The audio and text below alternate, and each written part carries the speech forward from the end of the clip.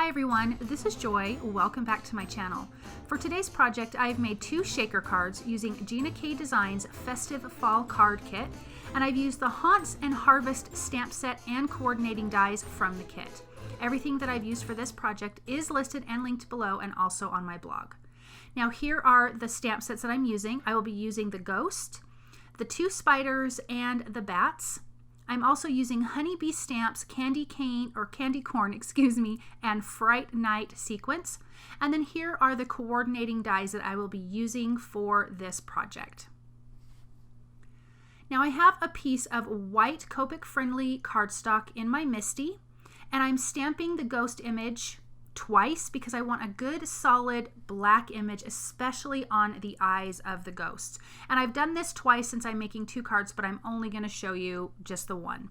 These ghosts are super easy to color, and I'm making them kind of grungy looking, so I'm going a little bit darker with my T3 marker. That's the marker I'm starting off with, and I'm just kind of haphazardly coloring around the edge. And then I'm going to come in with my T1 and blend out a little bit further from that edge. And then I'm going to come in with my blender and just color over that whole T1 and T3 marker just to really blend it out and kind of give it just kind of a wonky looking feel. It's just going to look kind of grungy and not perfect, and that's really what I was going for. So I'm going to do this again twice since I am making 2 shaker cards.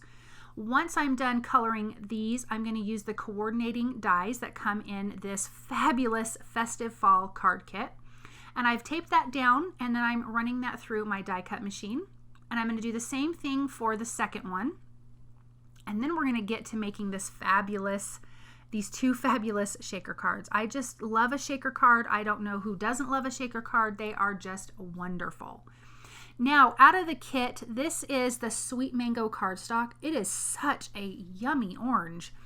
And I'm trimming down each one of my card fronts. This is going to be the front of the card, and I'm trimming that down about a half an inch on, or a quarter of an inch on all sides, So I'm just taking out the stamps, making sure that my spiders will fit if I center the ghosts.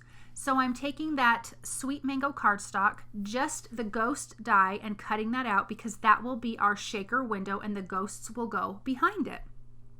So I'm going to do the same thing for the other card. One card is going to be landscape and the other one's going to be, right side up, and I liked doing both of them a little bit different. Now in my MISTI, I have my first card, and I'm going to stamp the little sentiment boo that also comes in the Haunts and Harvest stamp set. And I'm going to stamp that twice, once at the top and once at the bottom, and I have them just a little bit tilted to the side, and I'm inking that up with Oreo ink from Tailored Expressions. And then I'm going to come in with the bats. Nope, I will do that in a second. I'm going to stamp on this one the sentiment Trick or Treat. I kind of was all over the place with these cards today. I had a lot of things going on at my house, and I was back and forth and kind of forgetting what I was doing. And so anyways, but bear with me. We're going to get these cards done.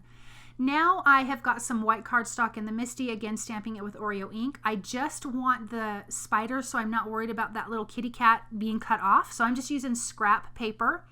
I'm doing this so I can get 3 spiders. I will not use all 4, but I will die cut all of them and put that little spider aside and maybe use it for another card later.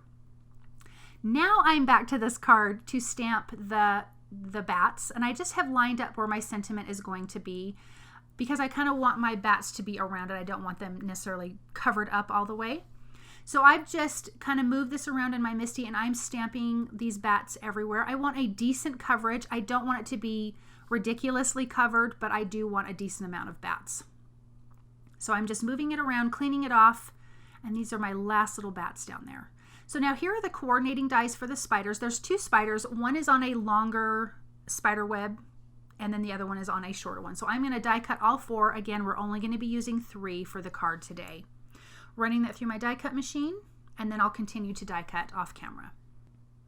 Now I am gluing down my window plastic. This is from Judikins. I do not normally use liquid glue, but I am completely out of my tape runner, and so I'm just waiting to get some of that. So I'm just being careful to kind of not have it towards the edge so it doesn't squish out. So I'm just going to adhere that and let that dry. Then we're going to add some foam tape around it. around to make a well for our sequins to sit in. So I'm taking my foam strips, folding them in half to make them thicker, and then I just cut like 3 pieces off because it's pretty wide. And I'm just going to make a well again for my sequins to sit in.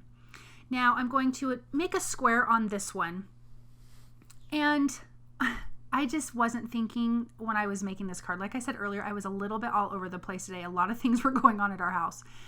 So I should have lined up, oh, really quick, I am prepping around the edge with my powder tool so my sequins doesn't stick as much.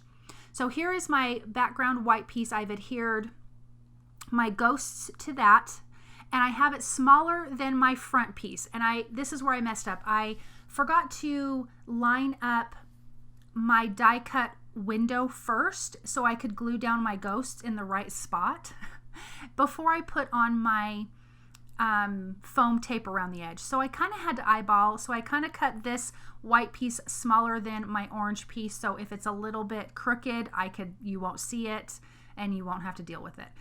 So I'm just lining that up, adhering that down, and I left my tape on, or the release paper on that top one, because I was going to dump my sequins in, but then that didn't make sense.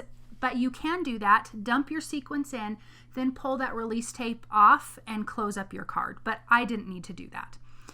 So here we are adding the spiders to this next card. I already added the sequins in. This card has the Fright Night sequence, and that first card had the candy corn sequence.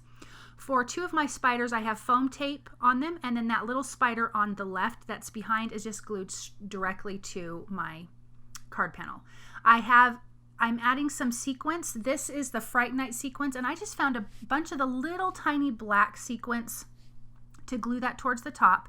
And then there's these cute little clay sequins in there made from clay that look like candy. So I'm going to glue that one on each side of the trick or treat sentiment. Then I'm going to adhere that to a piece of black cardstock that's trimmed down slightly smaller than an A2 size card base, and then I will adhere that to a white card base. So on to the next card. I've got the sequins in there. I'm gluing the front on. I did the same thing because I had already put all the foam tape on it, and so I just had to line it up that way. I'm gluing this again to a black card base. This is Ebony cardstock.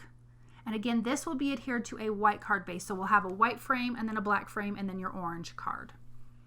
So using my liquid glue again because I don't have tape runner, but this liquid glue works great. It's a Simon Says Stamp liquid glue. So now I'm going to do my last sentiment. I have a piece of that Ebony cardstock into my MISTI. I prepped it with a powder tool. I'm going to do some heat embossing, and this sentiment says Ghostly Greetings, and I'm using VersaMark ink to stamp that. White embossing powder, fine detail white embossing powder from Ranger. I stamped that down. I'm going to heat it until it's melted. And then I'm going to take a dry paper towel just to buff that excess powder off of the cardstock. I'm going to trim that out. I'm leaving one side long because I do want to cut the little flag end on the one end, and then the other end is going to be straight lined up with the orange cardstock. I will pop this on some foam tape because I do want that to have some dimension as well.